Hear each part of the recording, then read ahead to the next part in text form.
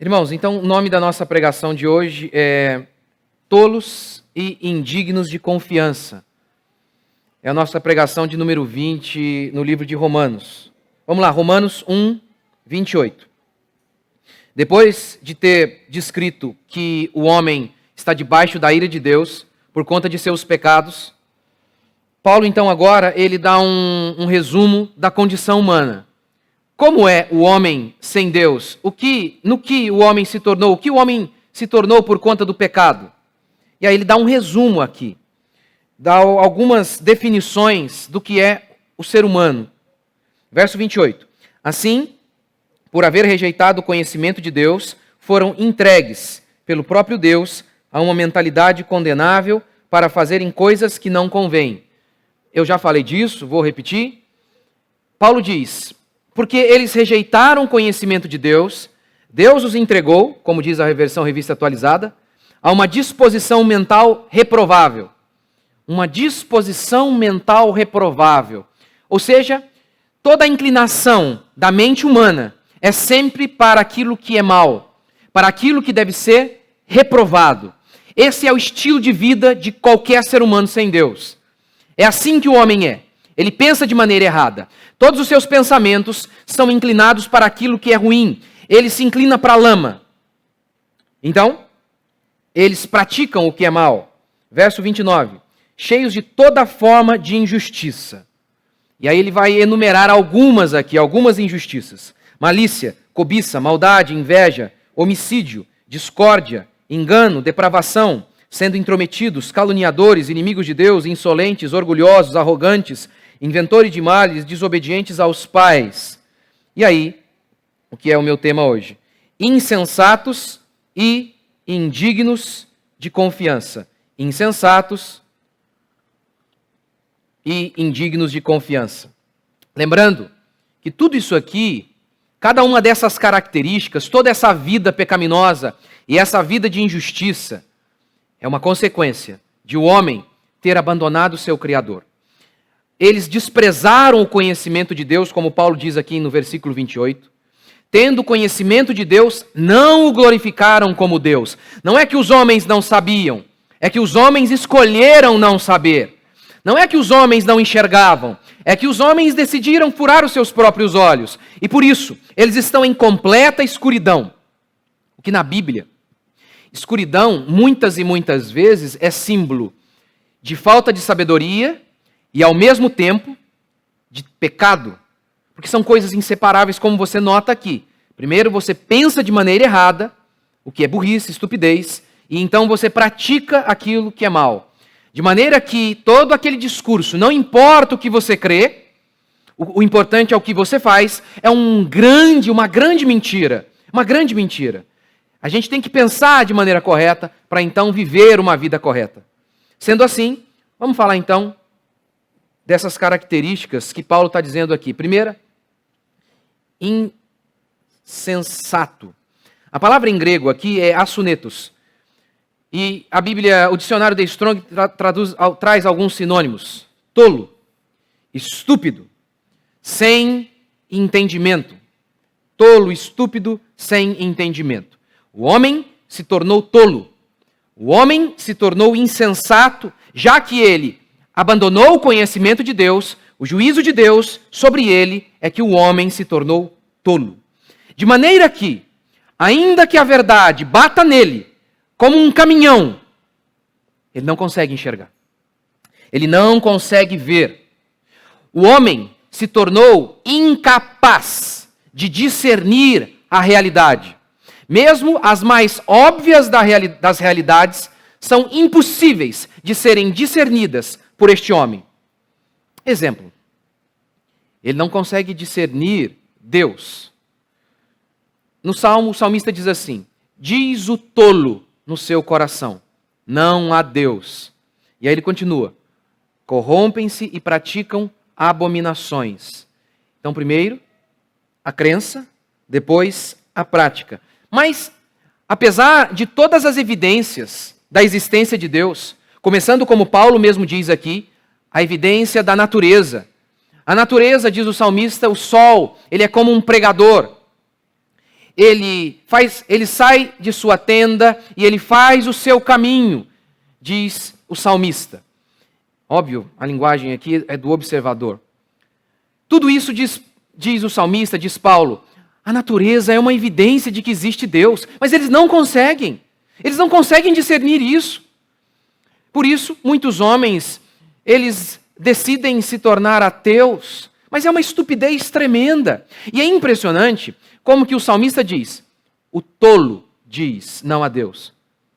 O impressionante é que hoje, o ateísmo é sinônimo de inteligência. Aqueles que estudam acabam se tornando ateus. Ledo engano, mentira. Mentira, é insensatez, é tolice, absurdo. Primeiro, por conta do grande pregador, o primeiro grande pregador, a natureza. E segundo, o evangelho, a escritura, a revelação, sendo confirmada por um testemunho facilmente verificável.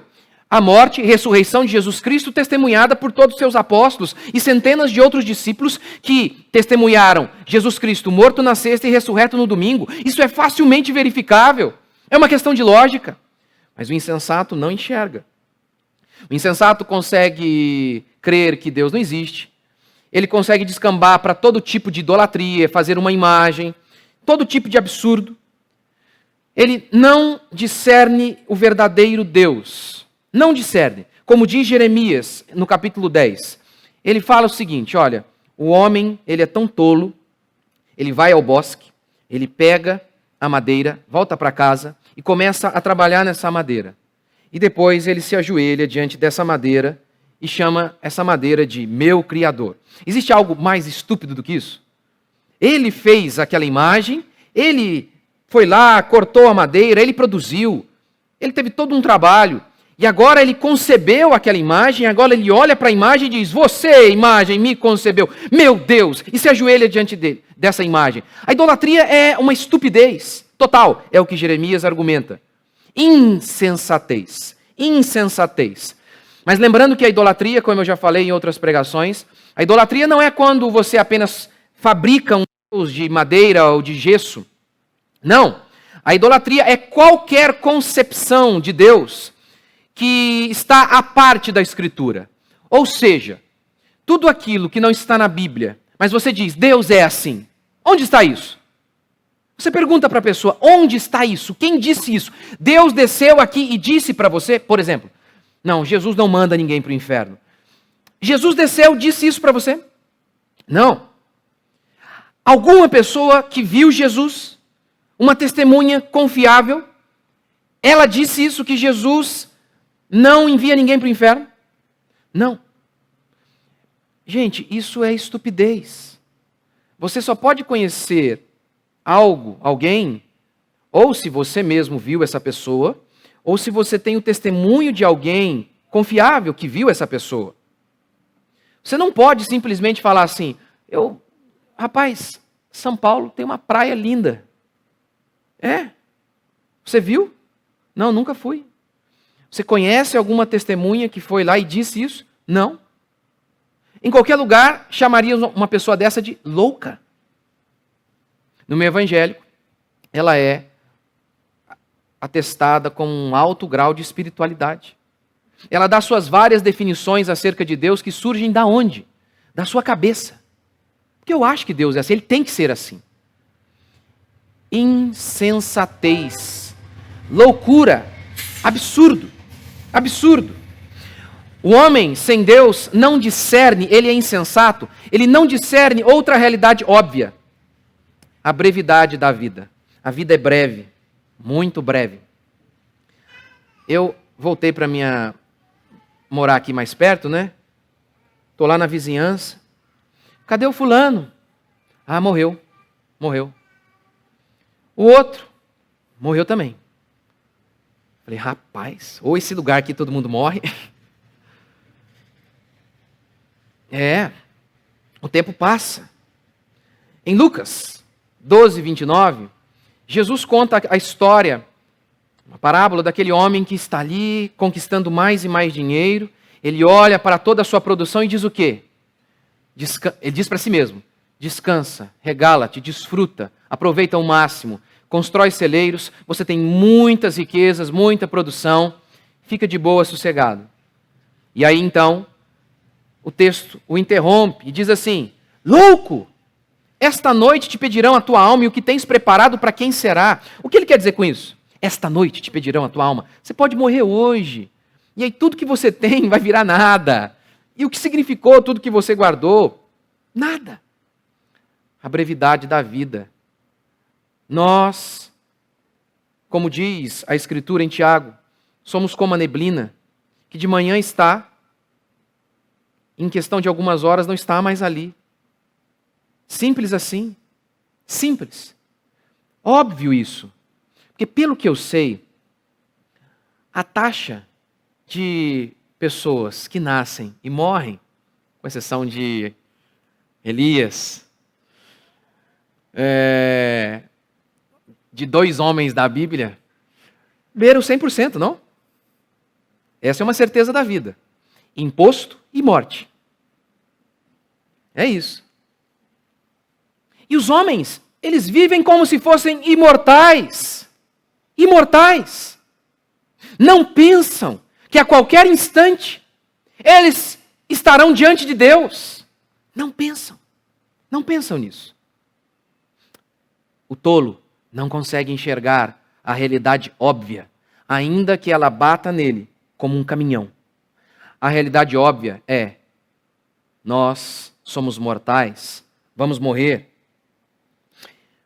O tolo, o insensato, ele não discerne os perigos deste mundo. Não percebe. Já contei para vocês aqui, vou contar de novo. Porque é genial. Não consigo pensar em algo mais genial que isso aqui. Por isso, pensei, mas vou ter que repetir. Chapeuzinho Vermelho. Que as pessoas pensam que é uma história infantil, um conto bobo, para criancinha apenas. Não é. Lembra a Chapeuzinho Vermelho original? Lembra como é a Chapeuzinho Vermelho original? A mãe fala para Chapeuzinho: Chapeuzinho, vá, leve isso aqui, esses bolinhos para sua avó. Não fale com ninguém no caminho. Então, Chapeuzinho vai. E aí, Chapeuzinho se encontra com o lobo, conversa com o lobo, diz onde vai. O lobo se antecipa, devora a vovó. O lobo se fantasia de vovó. Mas uma fantasia bem mequetrefe. Quando a Chapeuzinho chega, Chapeuzinho olha para o lobo, que agora Chapeuzinho pensa que é vovó, e começa todo aquele diálogo que você já ouviu e às vezes você acha que é uma bobeira.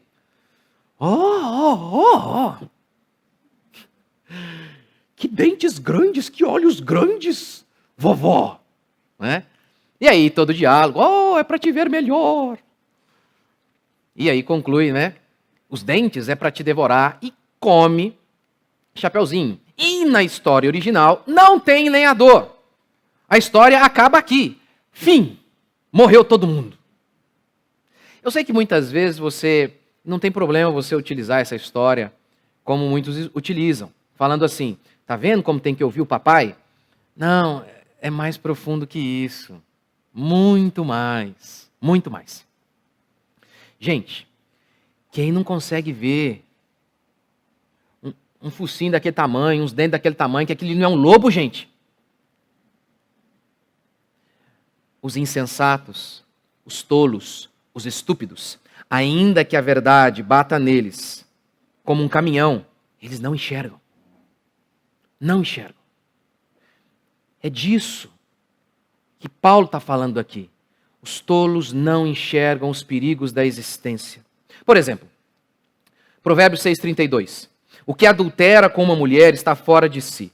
Só mesmo quem quer se arruinar é que pratica tal coisa. O que adultera é louco. Ele chega a citar, a comparação que ele faz é como um homem, é como alguém que está indo para o matadouro, como gado que está indo para o matadouro. Essa é a situação, a descrição bíblica do adúltero. Pois veja bem se isso não é verdade. Davi, Golias, 3 metros, nem cócegas em Davi. Soldados, ninguém derrubou Davi. Uma mulher, 1,5 metro, acabou com o homem. por toda a vida dele. O sangue nunca mais deixou de escorrer nos batentes das portas reais. Nunca mais. Tudo porque Davi adulterou com uma mulher. Dom Pedro I. Um dos motivos que levou Dom Pedro I a sair do nosso país. A ter que ir embora, fugido. Um dos motivos, porque ele tinha uma amante, Domitila. E era assim. No começo era escondido, e depois era para todo mundo ver. Todo mundo sabia. E a mulher dele, Leopoldina, teve um papel fundamental na declaração de independência do nosso país. Tanto é que você vai lá no museu, se não queimar também a estátua, tem lá a estátua dela, lá no Rio de Janeiro. Então, e por conta dessa vergonha que era Dom Pedro, ele saía com ela para todo mundo ver, tinha lá um quartinho conjugado lá no palácio. Todo mundo sabia que ele tinha uma amante. Dentre alguns outros motivos, com certeza esse foi um dos principais que levou Dom Pedro a beijar o seu filho, Dom Pedro II, enquanto dormia, e foi embora. E depois, seu filho escreve para o pai, dizendo assim: papai, envie um pedacinho do seu cabelo para mim. E nunca mais viu seu pai. O adultério. O adultério. Na mitologia, leva 2 países a guerrearem por 10 anos por conta de um adultério. A famosa Helena. 10 anos. A ficção, a mitologia, a literatura, a Bíblia. A nossa experiência mostra que é um absurdo isso. Mas o tolo não identifica isso. Nem que a verdade bata nele como um caminhão. Ele não percebe isso. Não percebe todos os perigos que o cercam. Por isso, ele levanta de manhã e sai em meio a todos esses perigos. E ele fica em paz em meio aos perigos. Como alguém sem Deus pode sair num mundo perigoso como esse em paz? É porque é louco. O louco não discerne a realidade. O estúpido não discerne a realidade. As pessoas que não têm Deus de verdade e estão em paz é porque são loucas. Loucas. Sem Deus, eu não levantaria de minha cama jamais. Mas o tolo não percebe isso. Agora, se você for tentado a pensar que esse estado de estupidez toma conta apenas deste homem sem Deus, porque esse é o foco principal de Paulo aqui. Você deve se lembrar que quando alguém se converte, ele é nova criatura. Mas isso significa dizer que estamos instantaneamente livres de todos os efeitos do pecado? Jamais. Jamais. Jamais. Deus me livre falar um absurdo desse. John Wesley pregou algo parecido com isso, que ele chamava de perfeição. A perfeição cristã era como se fosse um batismo, a pessoa recebia o Espírito Santo e estava livre de todo o pecado. Mentira! Iremos batalhar contra as nossas paixões e vícios até aquele dia em que os nossos corpos serão glorificados. Até lá,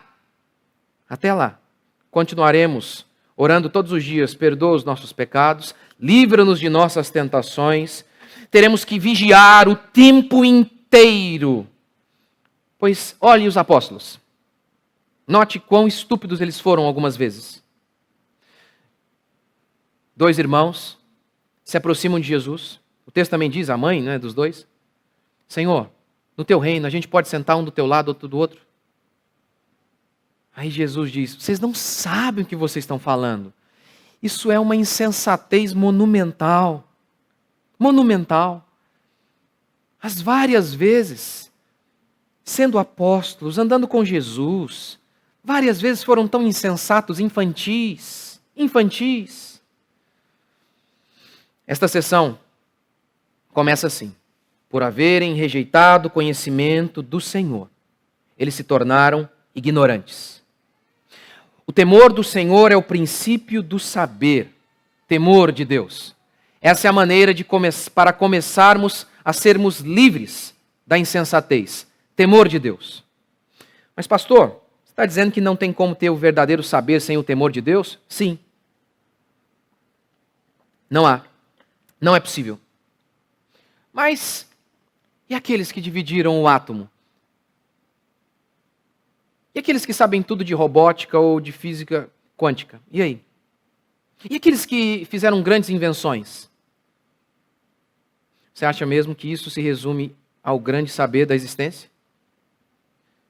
O barco está afundando. Você sabe tudo sobre física quântica, robótica, biologia, mas nada sobre navegação. Nada. De que adiantará? O que a Bíblia diz é que este mundo vai ser enrolado como um pergaminho. Todos os títulos, todos os conhecimentos, todas as produções se desfarão. O que permanecerá? Justiça. Justiça. Aqueles que viveram uma vida justa, que só é possível por meio da fé em Cristo Jesus. Tudo o mais será esquecido. Por isso Paulo diz, Deus tornou louca a sabedoria deste mundo. Segundo, os homens se tornaram indignos de confiança. Essa lista aqui de pecados é um detalhamento dos 10 mandamentos, que são mais resumidos ainda em 2 só. Amar a Deus e o próximo. Por quê? Simples. Se os primeiros mandamentos dizem, a primeira tábua dos mandamentos diz respeito a mandamentos que quebramos diretamente contra Deus, a segunda tábua diz respeito a mandamentos que quebramos contra o próximo. Por isso Jesus resume assim: ame a Deus e o próximo. Afinal de contas, se você ama o próximo, você não matará o próximo. Se você ama o próximo, você não mentirá contra o próximo e por aí vai.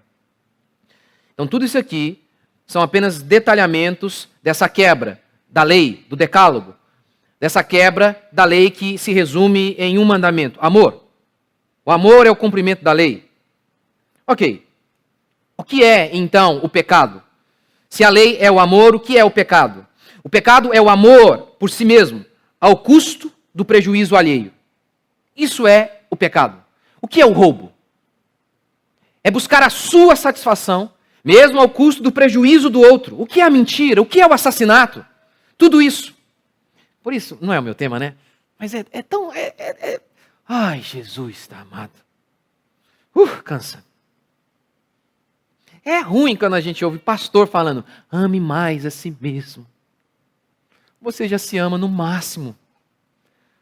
Não há tal mandamento na Bíblia. Não há.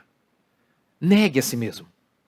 O grande problema é que você se ama demais. Esse é o seu problema.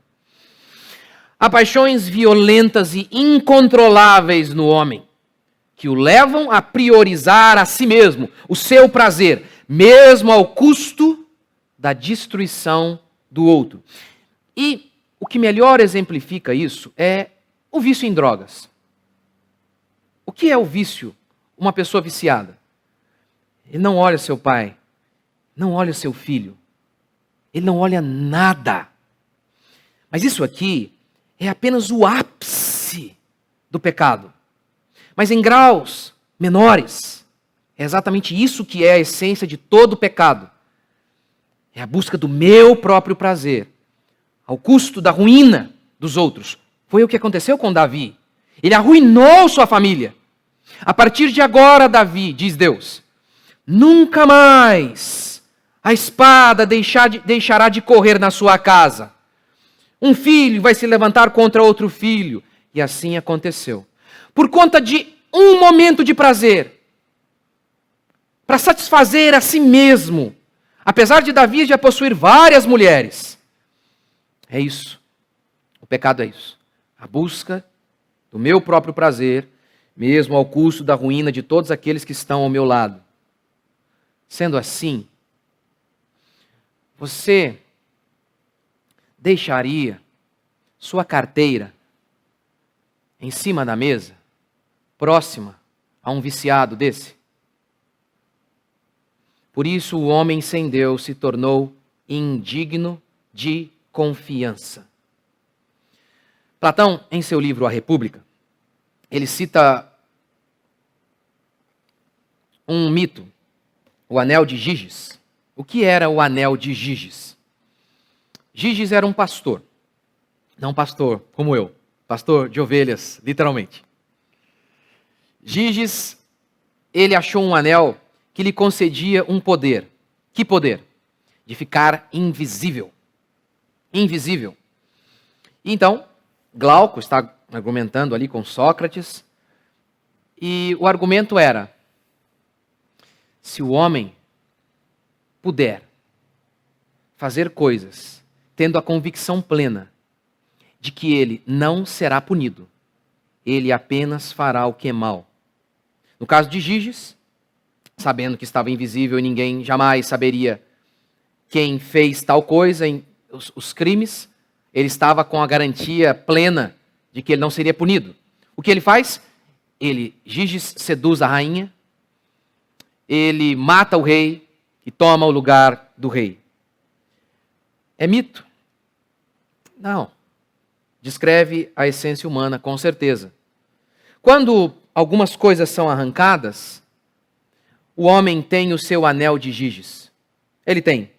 Por exemplo, sem Deus, diz o tolo no seu coração, não há Deus. Corrompem-se e praticam abominações. Quando você tira a noção de Deus, o freio moral se vai. E aí, como qualquer filósofo sabe disso, tanto ateu, quanto crentes, como cristãos, como Dostoiévski, se não existe Deus, não existe certo e errado. Estado. O Estado vem para punir o que é mal. Sem Estado, seria impossível a prática do comércio, por exemplo. Imagine poder comprar algo tendo a certeza plena de que você não precisaria pagar. Imagine o homem sem Deus, nesse estado. Igreja. A igreja é outro freio. Por isso, homens sem Deus não querem igreja. Porque o que diz a Bíblia? O que disse Calvino? Como a gente identifica uma igreja verdadeira? Não pelo prédio. Não, jamais. Mas por alguns princípios. E um deles é prática de disciplina bíblica. No tom do que Jesus disse. Olha, se um irmão pecar contra ti, vai falar com ele. Se ele não te ouvir, leva 2 testemunhas. Se não ouvir 2 testemunhas, leva a liderança da igreja. Se não ouvir a liderança da igreja, considera o gentil e publicano. Ou seja, excomunga esse rapaz, retira-o da igreja. Se ele não quiser se arrepender de maneira alguma. Se ele não reconhecer seus erros. Numa igreja, isso acontece. Numa igreja genuína, se tenta praticar isso. Pais também são uma certeza de punição. Pais dizem não, pais usam vara, pais nos punem. Até o bom pastor Giges costuma dar vazão a todos os seus apetites, quando ele tem a convicção plena de que ele não será punido. Nesse sentido, todos os homens sem Deus são assim. Os homens sem Deus não são confiáveis. Se eles de alguma maneira conquistam um anel de Giges, se de alguma maneira eles acreditam que seus pecados não serão punidos, inevitavelmente eles fazem o que é mal. Eles praticam o que é mal. E aqui, Paulo, depois de dar essa lista de pecado, em Romanos 3, ele mais uma vez vai falando de outros e outros pecados, ele conclui assim, a frase para fechar, ele conclui assim, depois de dar a lista de pecados, ele diz, não há temor de Deus diante de seus olhos. Não há. Com certeza, a falta de temor a Deus é o maior de todos os anéis de Giges. A noção completa de punição vem de Deus. Noção de inferno. É por isso que só há uma maneira de se ver livre da estupidez e também de se tornar alguém confiável. Temor do Senhor. O temor do Senhor é o princípio da sabedoria. O temor do Senhor é o princípio da sabedoria. Homens que temem a Deus estão caminhando para a sabedoria. Mas homens que temem a Deus são confiáveis porque vivem inteiramente no temor do Senhor. Veja bem. Ora, faz tempo que eu me converti e a partir daí comecei a minha vida de estudos, de verdade. Eu já fui republicano, Já fui mais monarquista, né? Falando de tipos de governo. Quer dizer, primeiro fui democrata, né? Totalmente a favor da democracia, porque fui doutrinado na escola. Depois, uma forma de república não tão democrática, monarquista. E hoje, quanto mais eu estudo, eu falo, gente, não sei mais o que eu sou. Porque já vi as piores mazelas em todos os tipos de governo. A ideia é sempre pensar num tipo de governo que melhor freia a maldade humana, não é? Nesse sentido, que eu acho que melhor faz isso seria a monarquia. Mas eu sei de todas as desgraças ao longo da história humana. Falando da monarquia, eu sei. Eu sei disso. E aí, mesmo sendo mais inclinado à monarquia, só um pouquinho, só uma gotinha, eu falo com louvor da República Americana. Por quê? Por quê? O segundo presidente americano, John Adams, disse o seguinte: esta Constituição, ela não serve para qualquer país. Esta Constituição americana é para homens que temem a Deus. No final das contas, não existe nenhum tipo de governo ou freio moral. Sempre haverá uma brecha. Sempre. É uma hora que não há paz, é uma hora que não há igreja, é uma hora que não há Estado. Porque o Estado não é Deus, não pode estar conosco 24 horas, nossos pais também não. Sempre há algumas brechas onde nós temos um anel de Giges. Em alguns momentos que a gente pensa, agora ninguém está me vendo mesmo. Não haverá punição. Não haverá. Por melhor que seja a estrutura de governo, por melhor que seja a sua família, por melhor que seja a igreja, por melhor que seja o Estado, sempre há brechas. Sempre. Sempre. Veja, por exemplo, aqui na nossa igreja. A nossa igreja, nós somos um modelo mais presbiteriano, de governo. A contabilidade da igreja, ela é feita por irmãos, por 2 irmãos de nossa confiança. Mas sempre há. Por exemplo, uma vez um militar, ele concluiu, trabalhava aqui, foi transferido, e aí ele não, por algum motivo, ele não havia trazido o seu dízimo à igreja, e ele foi à minha casa e falou, olha, não dá, eu não vou ter tempo, eu estou indo embora, estou com o dinheiro aqui, e foi de vez, né? Mudou de vez. Está aqui o dinheiro. Sempre tem brechas. Sempre há brechas. Aqui tudo é contabilizado, tudo vai para a conta. Sempre há. Sempre há. Se não vivermos na consciência plena de que existimos diante de Deus, somos indignos de confiança. São aqueles que temem a Deus, são aqueles que vivem no temor de Deus, que sabem, não importa onde estão.